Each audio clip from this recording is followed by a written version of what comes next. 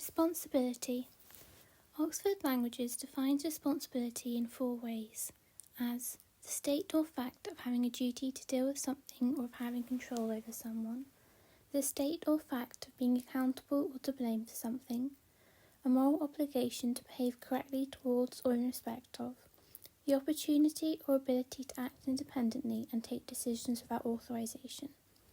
But what about a designer's responsibility? What are they responsible for?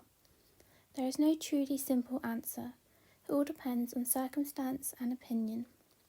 First, let's split up the standard design process. There's an idea or commission. Something is needed or wanted or just spontaneously decided to be done. The design. What will it look like? What will it be made of? How is it going to be consumed?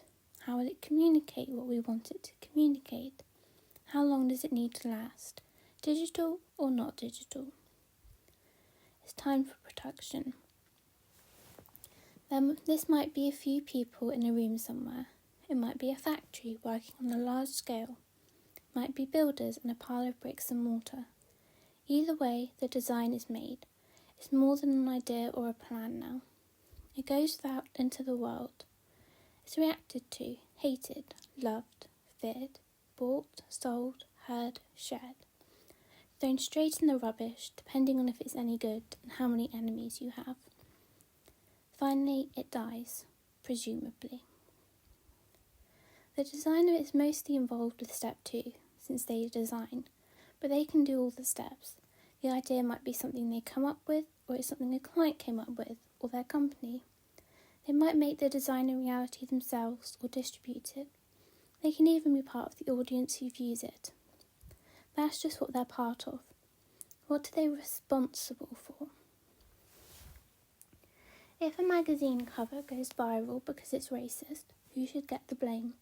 The designer, the magazine, the editor who okayed that cover? In a company, I think the responsibility can be split, just like roles are split. There's a division of responsibility. Blame can be handed out without much in the way of questions. Some will just have to more blame than others. When it's just the design on their own, though, there is only the designer to point the finger at. Sounds right, but also wrong. Nothing happens in a vacuum. People have reasons for the choices they make. A designer is no different just because they're a designer. They can be coerced, pushed, to all the wrong things just like anyone else. They can grow up in a time where something that was deemed okay then is no longer okay now.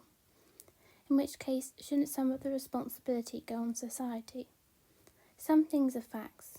1 + 1 = 2. And if a designer makes an oopsie and says that 1 + 1 = 11, that's probably their fault.